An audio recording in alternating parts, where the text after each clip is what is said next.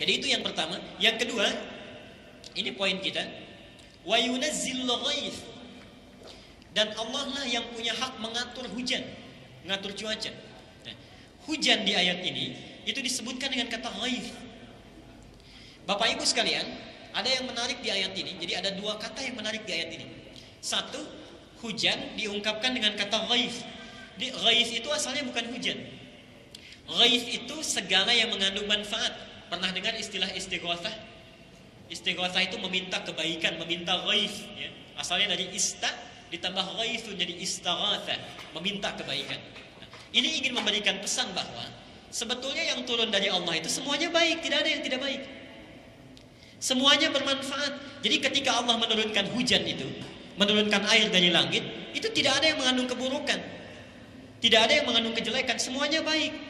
Yang menjadikan semua itu diterima oleh kita dengan tidak baik, atau misalnya menyebabkan banjir dan sebagainya, sebetulnya bukan karena Allah, karena perilaku manusia juga.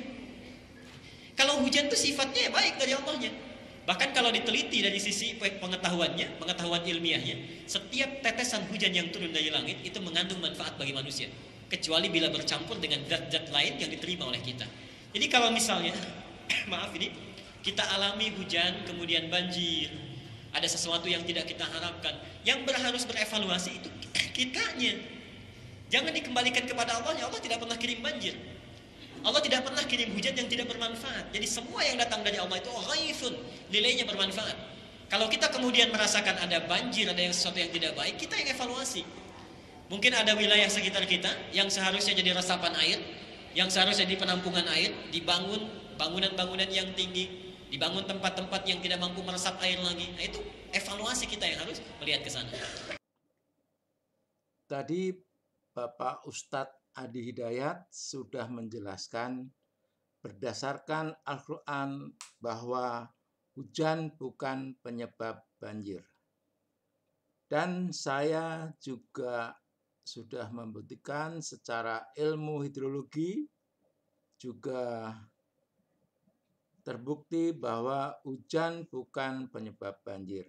Jadi kalau ayat kauliyah dengan ayat kauniyah tidak bertentangan, maka atau berarti kebenaran mutlak karena bersumber dari Allah SWT. Ini cara membuktikan saya dengan matematika menghitung debit banjir. Khi debit banjir sama dengan 0,278 kali C kali I kali A. Khi debit puncak banjir meter kubik per detik, C koefisien aliran, I intensitas hujan selama waktu tiba banjir milimeter per jam, A luas das kilometer persegi diukur dari peta topografi. I intensitas hujan dicari dari data curah hujan. Padahal curah hujan itu tetap.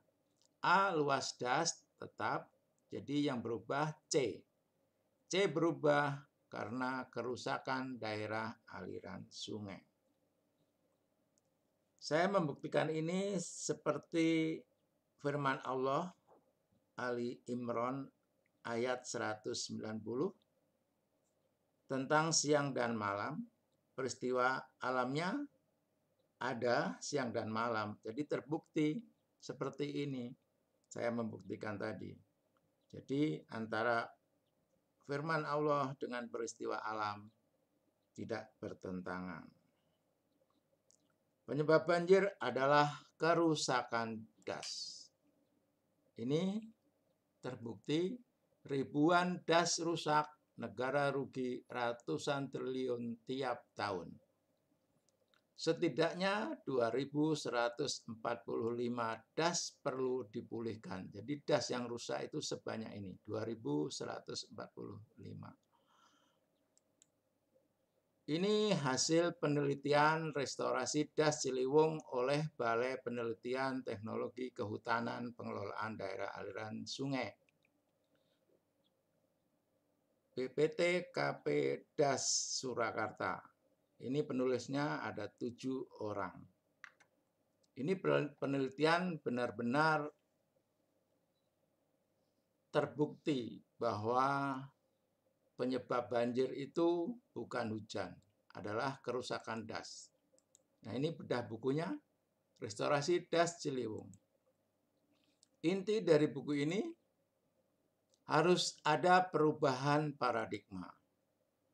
Halaman 89 merekomendasikan sebagai berikut, perlu disosialisasikan perubahan paradigma dari mengalirkan menjadi meresapkan dan dari mengelola sungai menjadi mengelola daerah aliran sungai atau DAS. Jadi penyebab banjir itu adalah kerusakan daerah aliran sungai. Maka daerah aliran sungai harus dikelola, harus diperbaiki, harus dipulihkan. Jadi bukan mengelola sungai, karena penyebab banjir itu bukan di sungai. Jadi selama ini normalisasi sungai itu bukan solusi banjir. Ini saya buktikan di salah satu das yang rusak, yaitu di Das Barito dengan banjir yang kemarin di Kalimantan Selatan. Ini terdapat luas hutan berkurang 63%. Nah, ini bukti bahwa memang terjadi kerusakan das. Dan hujan juga sudah saya buktikan dengan ayat kauliyah dan kauniyah tidak bertentangan. Kemudian ini banjir di Jakarta yang sekarang terjadi, lagi seru-serunya dibahas di TV, di media, dan lain-lain, tapi tetap masih menyalahkan hujan. Padahal pengendalian perubahan tutupan lahan di kawasan Puncak tahun 2010 sampai 2019 terjadi luas lahan terbangun 9.075 hektar dari awalnya tahun 2010 5.000. Jadi ini terdapat peningkatan terbangun sebesar 68%. Jadi ini lebih besar 5% dari Sungai Barito. Jadi ini Das Ciliwung. Ini terbukti sekali bahwa banjir itu penyebabnya adalah das. Dan sampai tahun 2001 tetap masih dianggap penyebab banjir hujan. Yang dibetulin sungai, normalisasi sungai. Itu hanya mengalirkan debit yang ada, tapi tidak menyelesaikan solusi. Karena penyebabnya dibiarkan. Seperti orang sakit. Harus dicari dulu penyakitnya, baru disembuhkan. Ini penyakitnya saja salah. Nah, ini secara jelas 2010 masih berupa hutan, tapi ini sudah menjadi pemukiman. Sama, ini juga 2010 masih hutan, 2019 sudah padat. Itulah bukti bahwa kerusakan das adalah penyebab banjir. Secara pembuktiannya sesuai dengan matematika 2 ditambah 2 sama dengan 4. Dan ini pun juga tidak bisa diprotes.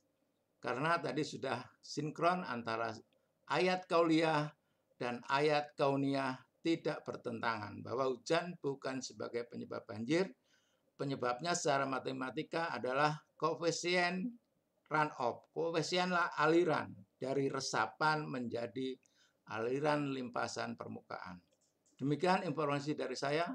Billahi taufik wal hidayah. Wassalamualaikum warahmatullahi wabarakatuh.